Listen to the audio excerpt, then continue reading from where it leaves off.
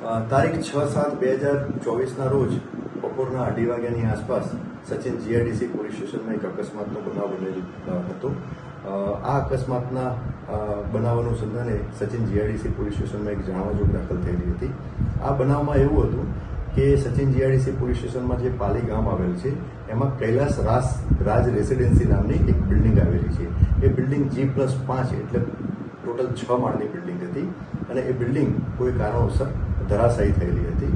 જેથી શરૂઆતમાં આ અંગે જાણ થતાં સુરત શહેરના ઉચ્ચ પોલીસ અધિકારીશ્રીઓ, પોલીસ કમિશનર શ્રી અનુપમસિંહ ગેહલોત સાહેબ સહિત તમામ સ્થળે આવેલા હતા અને અન્ય વિભાગના પણ અધિકારી કર્મચારીઓની ટીમ, જેમાં મહેસૂલ વિભાગ, સુરત મહાનગરપાલિકા, ફાયર વિભાગ, NDRFની ટીમ અને અન્ય વિભાગના અધિકારી કર્મચારીઓ પણ સ્થળ ઉપર આવેલા હતા.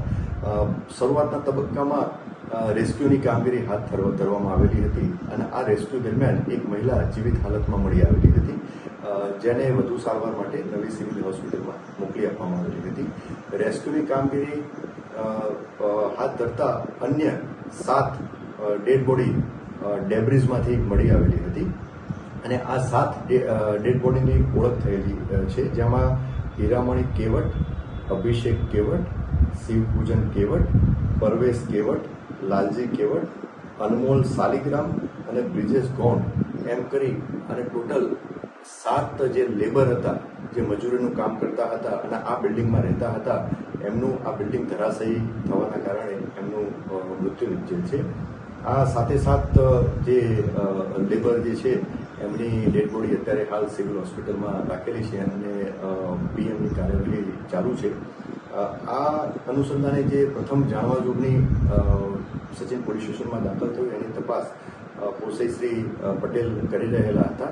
જાણવાજોગની તપાસના કામે સાહેબોના નિવેદન મેળવતા અને જે દસ્તાવેજી પુરાવા પ્રાપ્ત થયેલા હતા તેને ધ્યાને લેતા પ્રાઇમા ફેસી એક ક્રિમિનલ કેસ બનતો હોવાથી સચિન જીઆઈડીસી પોલીસ સ્ટેશનમાં શ્રી સરકાર તરફે police sub inspector Shri Patel ફરિયાદી બનેલા અને BNSની કલમ 105 અને 54 મુજબનો ગુનો દાખલ થયેલો હતો. આ ગુનો 3 આરોપીઓ વિરુદ્ધમાં દાખલ થયેલ છે, જેમાં એક આરોપીનું નામ રાજભાઈ રસિકભાઈ કાકડિયા, બીજા આરોપીનું નામ રમીલાબેન રસિકભાઈ કાકડિયા અને ત્રીજા આરોપીનું નામ અશ્વિનભાઈ વેકરિયા છે. આમાંથી જે રાજભાઈ કાકડિયાના મધર રમીલાબેન છે, આ ત્રણેય આરોપીઓએ એકબીજાની મદદગારીથી ગુનો કરેલો હોવાથી આ ત્રણેયના વિરુદ્ધમાં ગુનો દાખલ થયેલો છે. સદર ગુનાની તપાસ દરમિયાન અશ્વિનભાઈ વેકરિયા મળી આવેલ છે અને અશ્વિનભાઈ વેકરિયાની પૂછપરછ કરી અને આગળની કાયદેસરની કાર્યવાહી હાથ ધરેલી છે. અન્ય 2 આરોપી રાજભાઈ કાકડિયા અને રમીલાબેન કાકડિયાની તપાસ કરતા રાજભાઈ કાકડિયા હાલમાં અમેરિકા હોવાનું પ્રાથમિક જાણવા મળે છે અને રમીલાબેન કાકડિયા તપાસ દરમિયાન મળી આવેલ નથી.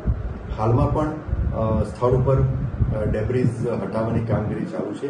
લગભગ આ જે રેસ્ક્યુનું ઓપરેશન લગભગ 17 થી 18 કલાક ચાલ્યું હતું અને હાલમાં સદર ગુનાની તપાસ ચાલુ છે.